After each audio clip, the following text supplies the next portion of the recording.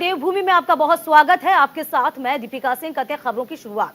उत्तराखंड में नवंबर दिसंबर में होगा ग्लोबल इन्वेस्टर्स समिट। ये बड़ी खबर है, जहां प्रधानमंत्री मोदी ग्लोबल समिट में हिस्सा लेंगे, इसका आगाज करेंगे। समिट को लेकर मसूरी और रामनगर में मिनी कॉन्क्लेव रखा जा रहा है। ग्लोबल इन्वेस्टर्स समिट के लिए विदेश में 2 रोड शो भी होंगे। देश में अलग अलग शहरों में लगभग 6 रोड शो किए जाएंगे। पर्यटन, उद्योग, IT क्षेत्र में भी, शिक्षा क्षेत्र में, निवेश में ये रोड शो किया जाएगा। तो बड़ी खबर है, जहां प्रधानमंत्री मोदी इन्वेस्टर समिट का आगाज करेंगे। इसी को लेकर तमाम तैयारियां पूरी की जा रही हैं। पर्यटन, उद्योग, IT क्षेत्र के लिए भी यहां पर आज काम होगा, विचार विमर्श किया जाएगा। ग्लोबल इन्वेस्टर समिट नवंबर दिसंबर में होनी है।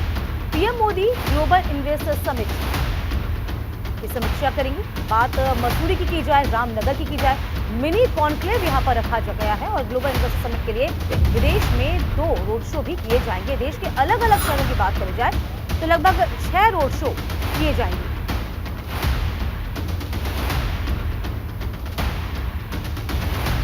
तो पहले से ही निर्धारित है कि आपको याद होगा कि लगातार जो बैठकें हैं ग्लोबल इन्वेस्टर समिट की देश भर में हर एक राज्य को कवर करने की कोशिश है। और अब नंबर उत्तराखंड का जल्द से जल्द आ रहा है। कॉन्क्लेव की बात की जाए तो मसूरी और रामनगर में एक मिनी कॉन्क्लेव रखा जा रहा है। इसको लेकर जो प्रशासन है तमाम तैयारियां पूरी कर रहा है। बेहद उत्साह उनमें देखा जा रहा है। तमाम जानकारी के साथ हमारे संवाददाता संजय पुंडे इस पूरी खबर पर नजर बनाए हुए हैं। संजय, देखिए, उत्तराखंड के लिए गर्व का विषय भी कहा जाएगा और यूं कहें कि बहुत से जो आगे आने वाले आयाम है वो भी खोलेंगे। चाहे हम पर्यटन के क्षेत्र की बात करें, शिक्षा के क्षेत्र की बात करें, क्योंकि ग्लोबल इन्वेस्टर समिट को लेकर बहुत फायदा कहीं ना कहीं उत्तराखंड को होने जा रहा है। संजय, देखिए, उत्तराखंड में ग्लोब इन्वेस्टर्स का आगाज हो चुका है। हालांकि नवंबर और दिसंबर में इसका उद्घाटन होने जा रहा है। कहीं ना कहीं उत्तराखंड वासियों के लिए गर्व की बात है, क्योंकि हम देखते हैं कि जब जब देश के प्रधानमंत्री नरेंद्र मोदी उत्तराखंड आते हैं तो कहीं ना कहीं जनता को एक बेसब्री से इंतजार रहता है। क्योंकि हमने बीते दिनों भी देखा है कि जिस तरह देश के प्रधानमंत्री नरेंद्र मोदी उत्तराखंड पहुंचे थे, करोड़ों रुपए की सौगात यहाँ उत्तराखंड वासियों को दी थी। यही वजह है कि लोगों को एक बेसब्री से इंतजार रहता है। हालांकि जिस तरह से एक मिनी कॉन्क्लेव रामनगर और मसूरी में होने हैं, इसकी तैयारी को लेकर लगातार ही मुख्यमंत्री पुष्कर सिंह धामी बैठक कर रहे हैं। क्योंकि बीते दिनों जिस तरह से मुख्यमंत्री पुष्कर सिंह धामी दिल्ली पहुंचे थे और वहां पर देश के प्रधानमंत्री नरेंद्र मोदी से मुलाकात की थी और यहां पर होने वाले विकास कार्यों को लेकर चर्चा भी की थी। यही वजह है कि अब समय आ गया है, उत्तराखंड वासियों को एक बार और बड़ी सौगात मिलने जा रही है। क्योंकि जब जब देश के प्रधानमंत्री आते हैं तो कहीं ना कहीं एक बड़ी सौगात देते हैं। बिल्कुल, हम कह सकते हैं निवेश की जो अपार संभावना है उसको बढ़ाने का और कहीं ना कहीं प्रदेशवासियों को उसको पाने का बहुत अच्छा अवसर भी इसे कहा जा सकता है। संजय, देखिए, कहीं ना कहीं आप रेल यात्रा की बात की जाए या फिर सड़क की बात की जाए या फिर पर्यटन के लिहाज से यहाँ जिस तरह से लगातार बढ़ावा दिया जा रहा है। हालांकि यहाँ पर जो बड़े बड़े फिल्म स्टार हैं वो भी लगातार उत्तराखंड पहुंच रहे हैं। तो ये कहना सही होगा कि उत्तराखंड वासियों को कहीं ना कहीं एक बड़ी सौगात मिलने की संभावना है। और जिस तरह से ये 2 कॉन्क्लेव होने हैं मसूरी में और रामनगर में, इसकी तैयारी को लेकर भी जो अधिकारियों के साथ बैठक कर रहे हैं, क्योंकि एक अच्छा अवसर है उत्तराखंड वासियों के लिए। और मुख्यमंत्री पुष्कर सिंह धामी भी यही चाहते हैं कि उत्तराखंड में कहीं ना कहीं विकास कार्यों को आगे बढ़ाया जाए। अच्छा, ये चीज हमने देख पाए हैं कहीं ना कहीं। संजय, कह सकते हैं कि तमाम निवेशकों को लुभाने के लिए भी, चाहे हम सिंगापुर की बात करें, दुबई की बात करें, वहां पे रोड शो का भी आयोजन किया जाना है। ये बहुत खास रहेगा। देखिए, इस कॉन्क्लेव और जिस तरह से ये आयोजन होना है तो कहीं ना कहीं देश में 6 रोड शो होने हैं। हालांकि इनके लिए जगह भी चिन्हित कर दी है और इसकी तैयारी भी लगातार की जा रही है। अगर उत्तराखंड की बात की जाए तो उत्तराखंड को एक पर्यटन भूमि के नाम से भी जाना जाता है। यहाँ पर जिस तरह से टूरिज्म सेक्टर है, इसको किस तरह से बढ़ावा देना है, किस तरह से आगे आने वाली योजनाओं पर कार्य करना है, क्योंकि इसमें मेट्रो प्रोजेक्ट हो या फिर अन्य प्रोजेक्ट हो, बहुत ही तेजी से इसमें बहुत बारीकी से ख्याल रखा जा रहा है संजय। और इस बात को हम कह सकते हैं, ये तस्दीक इस बात के लिए भी करता है क्योंकि लगातार जो CM है वह लगातार बैठकें कर रहे हैं, प्रधानमंत्री से मुलाकात समय समय पर वे करते रहते हैं। आगे भी हम आपसे जुड़ेंगे, ठीक है, बने रहिएगा आप हमारे साथ संजय। इधर खबरों में आगे बढ़ेंगे, बात करते हैं उत्तराखंड सरकार के बड़े फैसले की, जो कि MBBS छात्रों के साथ बॉन्ड सिस्टम को खत्म किया गया है। जी हाँ, ये बड़ी खबर है, अहम खबर है। MBBS छात्रों के साथ अब बॉन्ड नहीं भरा जाएगा। कैसे, जरा जानिए। पीजी वाले छात्रों का बॉन्ड 5 से घटाकर 3 साल कर दिया गया है। 2024 से MD-MS कोर्स में बॉन्ड की सीमा को बढ़ा दिया गया है। तो बड़ी खबर है, ये बहुत अहम खबर भी है, क्योंकि MBBS छात्रों के लिए अब बॉन्ड नहीं भरा जाएगा। पीजी छात्रों का जो बॉन्ड है 5 से घटाकर 3 साल कर दिया गया है। 2024 से MD-MS कोर्स में बॉन्ड की जो सीमा है उसे बढ़ाया गया है। उत्तराखंड सरकार का ये बड़ा और बहुत खास फैसला माना जा रहा है। तो आपको याद होगा किस तरीके से हरियाणा में बॉन्ड को लेकर बवाल हुआ था। लगभग तमाम जो मेडिकल के छात्र थे 1 महीने तक सड़कों पर बैठे रहे थे, प्रदर्शन करते रहे थे, और उसके बाद कहीं ना कहीं इस पूरे बॉन्ड में सरकार को झुकना पड़ा था और बैकफुट पर आना पड़ा था। खबर उत्तराखंड से भी। देखिए, संजय लगातार हमारे साथ बन रहे हैं। संजय, देखिए, यहां पर जो बॉन्ड सिस्टम खत्म किया गया है, इसके पीछे वजह क्या सामने आ रही है?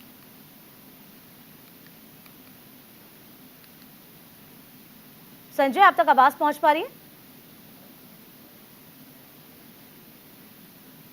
तो फिलहाल आपको बता दें, उत्तराखंड सरकार का बड़ा फैसला है जिसमें बॉन्ड सिस्टम को कम किया गया है, या यूं कहें कि एक तरह से खत्म ही है, क्योंकि MBBS छात्रों के साथ बॉन्ड सिस्टम को अब खत्म किया है। MBBS छात्रों के साथ अब बॉन्ड को नहीं साइन किया जाएगा, उनसे बॉन्ड नहीं भरवाया जाएगा। यदि हम पोस्ट ग्रेजुएट छात्रों का उनकी बात करते हैं तो 5 से घटाकर उसे 3 साल कर लिया गया है। 2024 से MD-MS कोर्स में बॉन्ड की सीमा को बढ़ाया जाएगा। ये तमाम फैसले उत्तराखंड सरकार ने लिए हैं।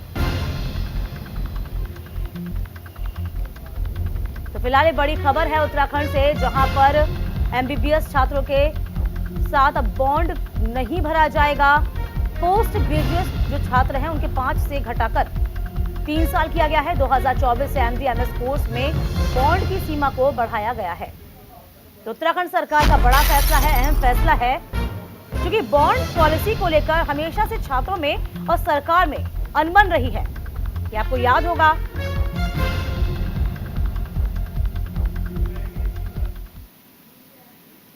चलिए बढ़ेंगे आगे। रेसलर्स फेडरेशन ऑफ इंडिया के अध्यक्ष कुलभूषण शरण सिंह के खिलाफ देश के ओलंपिक पदक विजेता आंदोलन कर रहे हैं।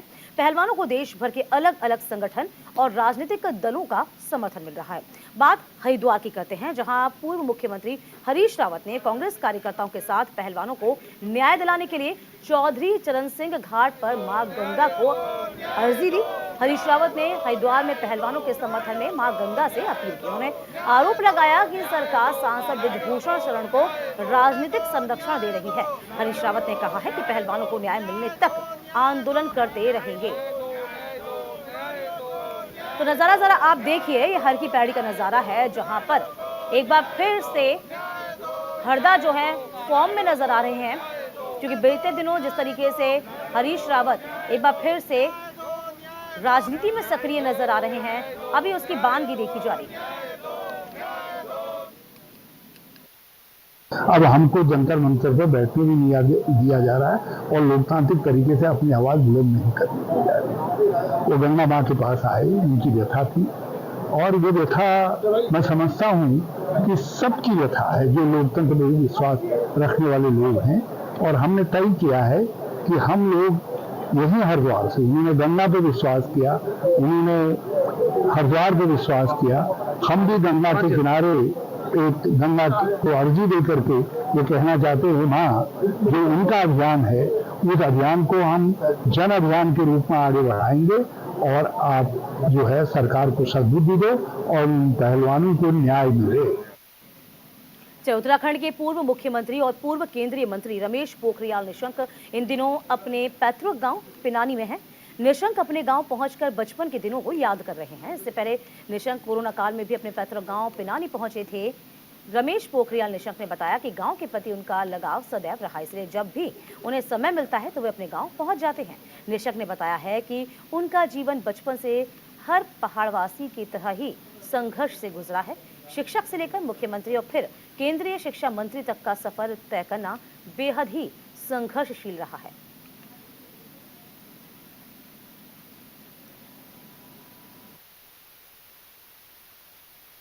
माँ के साथ घास भी काटी है। गोबर तो हम इन खेतों में हमेशा डालते थे। स्कूल से आना, ये काम करना, स्कूल जाने से पहले ये काम करना, तो आपको तैयार होती हैं आप। उत्तराखंड में पहाड़ से मैदान तक बदलता रहेगा मौसम। ये बड़ी और बहुत खास खबर इसलिए है क्योंकि मौसम विभाग ने अब ऑरेंज अलर्ट जारी कर दिया है। ऑरेंज और येलो अलर्ट आज यानी कि और कल बारिश और बर्फबारी की संभावना जाहिर की जा रही है। चारधाम यात्रियों के लिए अनुकूल रहेगा मौसम। ये थोड़ी राहत की बात भी है। 4 जून से तापमान में बढ़ोतरी की आशंका है। मौसम विभाग ने अब अलर्ट जारी किया है, तो 4 जून से फिर तापमान में बढ़ोतरी दर्ज होगी। आज और कल भी बारिश की संभावना जाहिर की जा रही है। चारधाम यात्रियों के लिए अनुकूल रहने की बात कही जा रही है मौसम। तो 6 जिलों में बारिश ओलावृष्टि का येलो अलर्ट जारी किया गया है। 4 जून से तापमान में वापस से बढ़ोतरी होगी। हालांकि जो स्थितियां आप देख पा रहे हैं, मई का महीना चल रहा है, यूं कहें कि महीना खत्म हो गया और इसी के साथ साथ अब जून में भी इस तरह का जो मौसम है वो लगातार करवट बदल रहा है।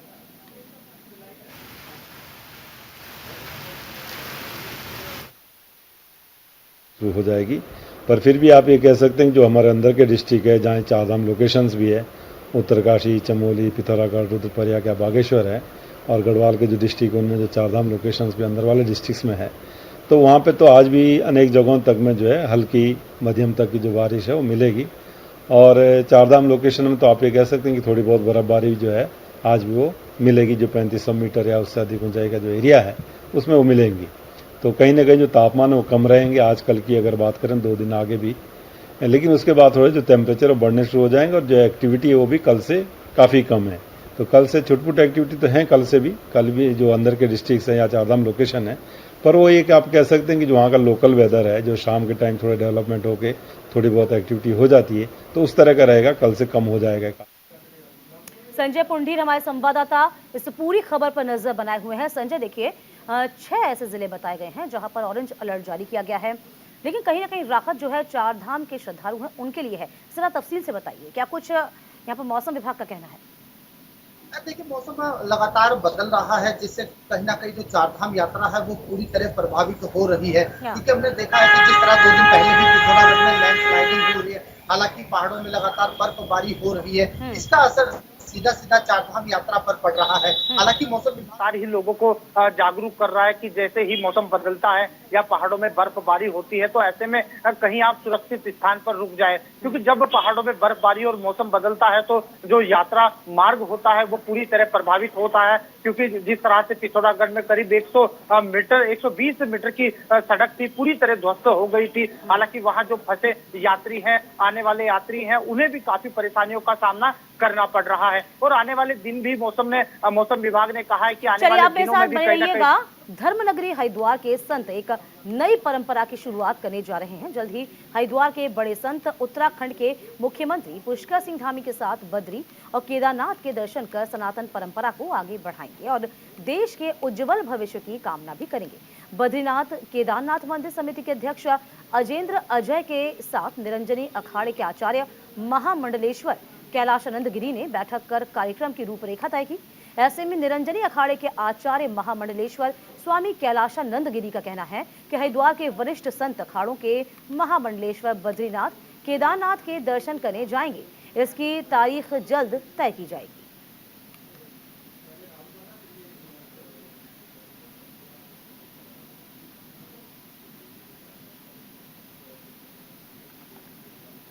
पूज्य महामंडलेश्वर कैलाशानंद जी महाराज ने सूचित किया है, अवगत कराया हमको कि जो प्रदेश के हमारे देश के बड़े संत हैं, महामंडलेश्वर हैं, आचार्य हैं, वो लोग केदारनाथ जी और बद्रीनाथ जी की यात्रा करना चाहते हैं। तो निस्संदेह यह एक स्वागत योग्य कदम है और पहल भी है।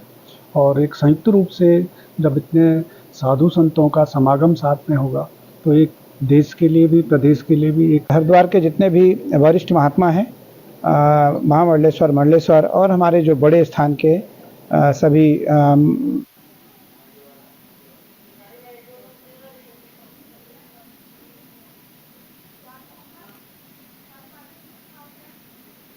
खबर लक्सर से होगी, जहां राखी ने मध्य प्रदेश के ग्वालियर में आयोजित 5वीं चैंपियनशिप नेशनल कबड्डी प्रतियोगिता में दूसरा स्थान प्राप्त कर राज्य का नाम रोशन किया है। लक्सर के ढांडेकी गांव निवासी विक्रम सिंह की बेटी राखी किसान विद्यालय में इंटर कॉलेज की कक्षा 12वीं की छात्रा है। पिछले दिनों उसने सुल्तानपुर में नेशनल प्रतियोगिता में जीत हासिल की थी। राखी अपने सफलता के पीछे अपने माता पिता और अपने कोच को श्रेय दे रही है।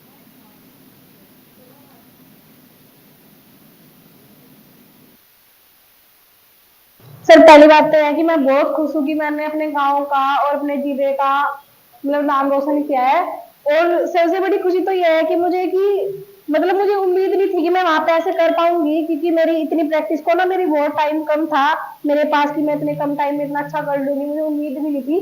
और मैं बहुत धन्यवाद करना चाहती हूँ पापा मम्मी का, कि उनकी वजह से आज मैं यहाँ हूँ। मैं चाहती हूँ कि मैं जो मेरे से नहीं होता, मेन मकसद तो मेरा ये है कि जो मैं ना कर पाऊँ ना उसको मैं करके देखूं। और मैं तो सभी लड़कियों को यही बोलूंगी, भाई जो जिन चीजों से आप डरते हो ना एक बार ट्राई कर लो, अगली बार के लिए ना हौसला हो जाता है कि हाँ हम कुछ कर सकते। इधर खबर लक्सर से है, जहां भारतीय किसान यूनियन तोमर गुट के सैकड़ों कार्यकर्ताओं ने अपनी 4 मांगों को लेकर बिजली अधिशासी अभियंता कार्यालय परिसर में धरना दिया है। भारतीय किसान यूनियन तोमर के कार्यकारी अध्यक्ष परविंदर चौधरी की अगुवाई में सैकड़ों कार्यकर्ताओं ने लक्सर अधिशासी अभियंता कार्यालय पहुंचकर धरना दिया। उनका कहना था कि क्षेत्र के मुख्याली कला, मुख्याली खुर्द, लादपुर, जैनपुर, मुंबिकापुर और अलीपुर को जोड़ने वाली बिजली लाइन पर ज्यादा लोड होने की वजह से आए दिन बिजली खराब होती है। वोल्टेज की आपूर्ति कम होती है। कम वोल्टेज के कारण किसानों को अपने ट्यूबवेल चलाने में काफी परेशानियां भी होती हैं।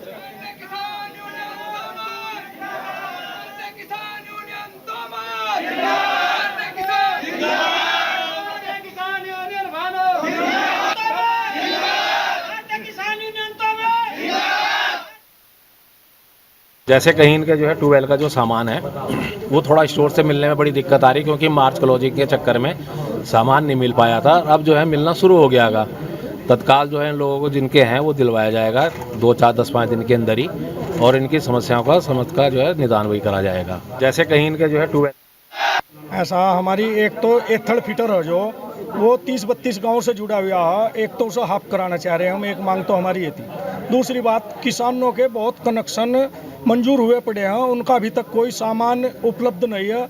और ठेकेदार जो है बहुत इसमें धांधलेबाजी कर रहा है। आज ठेकेदार को चेतावनी दे दी है, अगर वो आगे से ऐसा करेगा, जो कनेक्शन रुके हुए नहीं करेंगे तो एक उग्र आंदोलन भारतीय किसान यूनियन तोमर करेगी, बिजली घर का घेराव करेगी। ऐसा हमारी चमोली के थराली मुख्य बाजार में हिमोत्थान सोसाइटी की सहयोगी संस्था संकल्प समिति और नवचेतना किसान उत्पादक स्वायत्त सहकारिता थराली को पहाड़ी उत्पादन की तुलना का और उनकी दुकानों का उद्घाटन किया गया है। परियोजना समन्वयक मध्य हिमालय आजीविका पहल परियोजना राजेंद्र सिंह रावत का कहना है कि इस दुकान में लाल चावल, झिंगोरा, बद्री गाय का घी, पहाड़ी दालें, सरसों का तेल, दूध, दही, पनीर सभी पहाड़ी उत्पाद मिल पाएंगे। वहीं इस बारे में राजराजेश्वरी स्वायत्त सहकारी संस्था के अध्यक्ष गोदाम्बरी रावत का कहना है कि इस दुकान से महिलाओं की आजीविका संवर्धन का काम होगा और काश्तकारों को उनकी मेहनत के मुताबिक सही दाम मिलेंगे, जिससे कि पहाड़ों में महिलाओं की आजीविका होगी और महिला सशक्तिकरण होगा।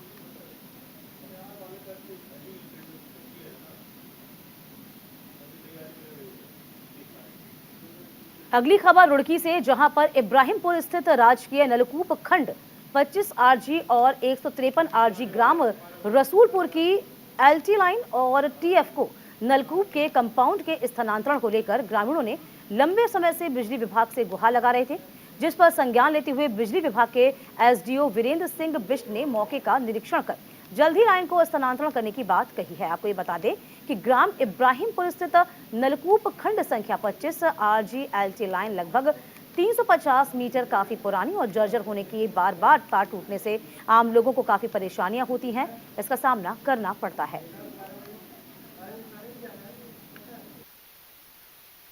इस ट्यूबवेल की समस्या है सबसे बड़ी ज़्यादा, क्योंकि ये हमारा बाग है। बाग पहले पुराना ट्यूबवेल था लगा हुआ उधर, उसे बचा कर लाइन को पेड़ लगाए थे हमने। अब वो ट्यूबवेल तो होगा ख़राब, सरकार ने ये ट्यूबवेल लगा दिया यहाँ से।